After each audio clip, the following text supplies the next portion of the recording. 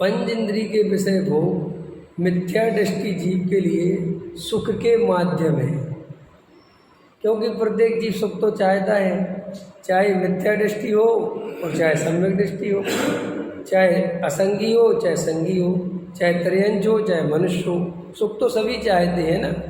तो जो मिथ्या दृष्टि जीव हैं वे पंच इंद्रिय के विषय भोगों से सुख चाहते हैं, वे उनका उपाय करते हैं क्योंकि सुख तो चाहिए।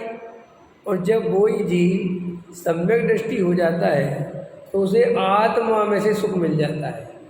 तो अब आत्मा में से सुख मिल गया तो देखो चौथे गुण स्थान में श्रद्धा का सुख आत्मा में मिल गया। श्रद्धा का सुख काय में मिल गया? आत्मा में।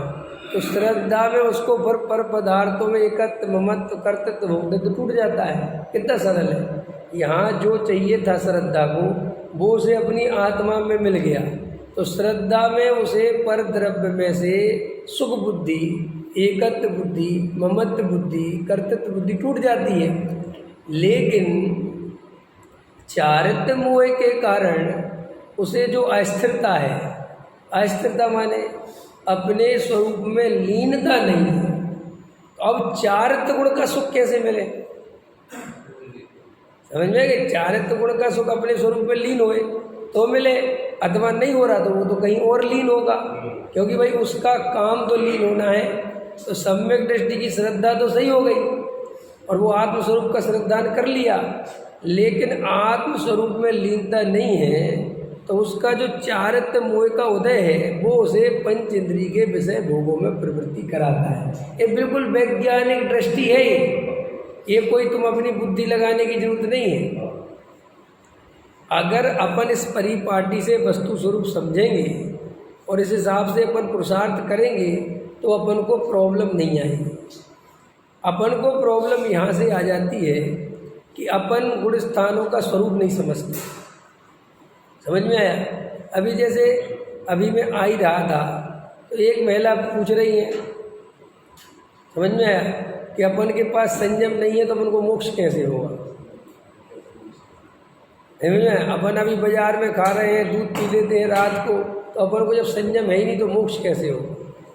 अब प्रश्न ये है कि पहले संयम समझो, गुण स्थान समझो, सम्यक दर्शन समझो। अब वो कह रहे साहब आपकी आत्मा की बात तो बहुत अच्छी लगती है लेकिन आपके पास संयम तो नहीं है। अब बात ये है कि अगर हमारे पास संयम होता तो हम घर गृहस्थी में कहाँ से होते, हमारे गुण स्थान बड़े होते तो हम आगे नहीं चले जाते। लेकिन अभी जो अपन चर्चा ले रहे हैं, जो आत्मा की चर्चा समझा रहे हैं, वो तो अपन आत्म श्रद्धान के लिए समझा रहे हैं, सम्यक दर्शन के लिए समझा रहे, आत्मानुभूति हो जाए इसके लिए समझा रहे हैं। और समझाना यहीं तक होता है। उसके बाद जब हमें 14 गुण स्थान हो जाएगा, सम्यक दर्शन हो जाएगा, तो उसी सम्यक दर्शन के आधार से जब आत्मलीनता बढ़ेगी तो संयम आ जाएगा। और संयम इतने जल्दी नहीं आता है। तुम आज ही सम्यक दर्शन लो और कल ही संयम चाहो तो ऐसा नहीं होता है। मेरी पूरी जिंदगी जा सकती है, ये भव पूरा जा सकता है, इसके आगे का पूरा भव जा सकता है, उसके आगे का पूरा भव जा सकता है, उसके आगे का पूरा भव जा, तब जाके संयम आए। संयम इतनी आसान चीज नहीं है जितनी हम लोग समझते हैं। और हम लोग संयम समझते क्या है? क्रियाकांड। हमें ऐसा लगता है कि क्यों संयम कठिन कहाँ है, हम कल से 2-4-10 नियम ले लें तो हो जाएगा संयम। अरे वो संयम नहीं है। वो संयम आत्मस्वरूप में लीनता का नाम संयम है। अगर अपन इसको संयम मानेंगे कि ये संयम है, समझ में आया, तो फिर द्रव्यलिंगी मुनि को मोक्ष नहीं हुआ। फिर दूसरी बात, आदिनाथ से लेके महावीर तक वे इतने वर्षों तक संयम क्यों नहीं लिया? महापुरुष थे, सम्यक दृष्टि, ज्ञानी, धर्मात्मा, चाहे सम्यक दृष्टि थे, लेकिन उन्होंने तुरंत संयम नहीं लिया। क्योंकि तो अच्छा मुनि बनने में उनको कोई प्रॉब्लम थी? अरे वो तो एक झटके में मुनि बन जाते। क्यों? क्योंकि उनको भूख कुछ नहीं सताती है। बच्चे में सब नारा सहन उनका होता है। तीर्थंकर आदि का ऐसा शरीर होता है कि पूरी जिंदगी भर खड़े रहे तो चक्कर खा के गिरेंगे नहीं। हिलेंगे नहीं अपनी जगह से, उन्हें कोई कुछ नहीं कर सकता। तो उन्हें ये बार का संयम लेना कठिन था क्या? उन्हें साधु बनना कोई कठिन था क्या? लेकिन क्यों नहीं बन गए वे साधु? आप उनको तर्क दे सकते थे ना कि भाई विषय भोग भोगना तो अच्छा नहीं है ना, कम से कम भाई नहीं आत्मलीनता हो रही तो संयम से रहना तो बुरी बात नहीं है ना। जो अपन तर्क देते हैं, अपन आपस में क्या तर्क देते हैं अपने लोग कि भैया आत्मलीनता नहीं होगी तो क्या संयम ले ही नहीं, ऐसे बोलते कि नहीं बोलते? अच्छा एक बात बताओ, आपसे एक प्रश्न पूछा, ब्रह्मचर्य से रहना क्या बुरी बात है? अरे आत्मा में ब्रह्म स्वरूप में रमना जब होगा रम होगा, हम बाहर से ब्रह्मचारी रहे तो क्या दिक्कत है? ऐसे प्रश्न आते कि नहीं आते? भाई दिक्कत तो कोई नहीं है, लेकिन ये राजमार्ग नहीं है, ये स्वरूप नहीं है वस्तु का। तुम्हें बनना है तुम बन जाओ, हम मना नहीं करते, किसी को बाहर में वैसी संयम लेने ले लो, लेकिन जैन धर्म में ऐसी आज्ञा है नहीं। क्यों नहीं है? क्योंकि ये स्वरूप नहीं है वस्तु का। ये कई जीव होते हैं, अब जिनकी कसाय बहुत मंद है, समझना ध्यान से, विशेष उदय नहीं है, अब उनको शादी करने का भाव नहीं आता, तो उनकी क्या जबरदस्ती शादी करा दें क्या? बोलो, आपसे पूछता हूँ, करानी चाहिए जबरदस्ती शादी? तो ये तुम्हें नहीं आता बिल्कुल भाव तो मत करो, कोई बात नहीं। लेकिन वो उसे धर्म समझ ले तो मिथ्या दृष्टि, और तुम उसकी देखा देखी तुम शादी ना करो तो तुम और महामिथ्या दृष्टि कि क्यों साहब ने वो उसने शादी नहीं करी थी, वो कितने मजे में। अरे जैन धर्म में ऐसा नहीं है, वस्तु स्वरूप ऐसा नहीं है जैसा आप और हम समझते हैं। यही तो इसलिए तो इतने दिन से समझा रहा हूँ, फिर भी वही प्रश्न लौट फिर के आ जाते हैं। इस संयम संयम संयम, अरे भाई संयम भूमिका के अनुसार गुण स्थान प्रमाण होता है, ऐसे संयम नहीं होता है कि आप अभ्यास कर करके भाई मैं रात में पानी नहीं पीऊँगा, तो रात में पानी नहीं पीना कोई संयम नहीं है। आप छोड़ सकते हो, छोड़ दो, लेकिन आप ये सोचो कि इससे कुछ मदद मिलेगी आत्मानुभूति में, तो ऐसा बिल्कुल भी नहीं है। और पानी पी लोगे तो आत्मानुभूति नहीं होगी, ऐसा बिल्कुल भी नहीं है।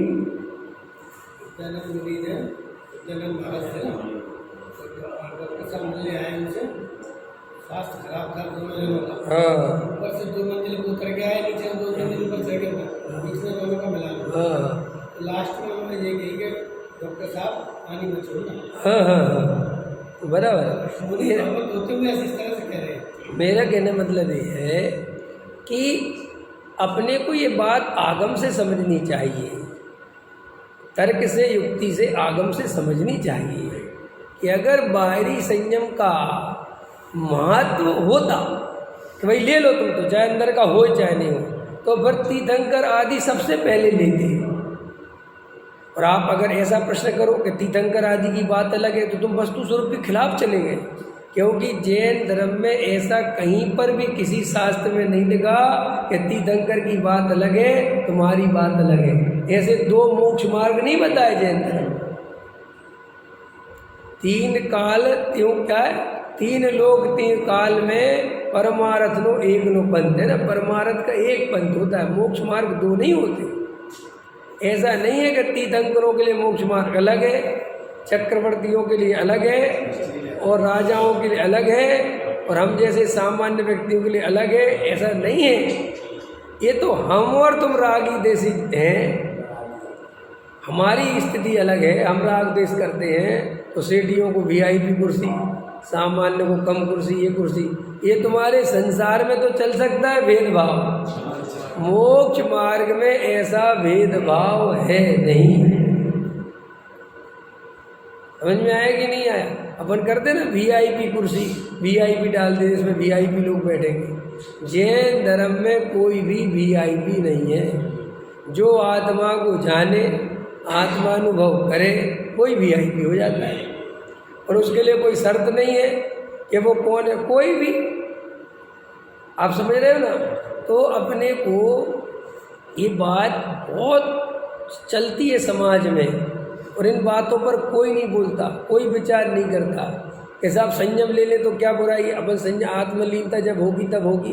अरे भाई मुझसे क्या पूछते हो, मैं सर्वज्ञ थोड़ा ही, आगम में जो लिखा है मैं तो वो बता रहा हूँ। मैं बता रहा हूँ, उसमें लिखा है चौथे को स्थान में कोई संयम नहीं होता तो नहीं होता। अब मैं क्या, मैं बना तो लिख दूं कि होता है? सर्वज्ञ के विरोध में चला जाऊं क्या है? अपवाद मार्गों से राजमार्ग भला है। बोलो, अपवाद मार्गों से राजमार्ग भला है कि नहीं? बोलो जल्दी।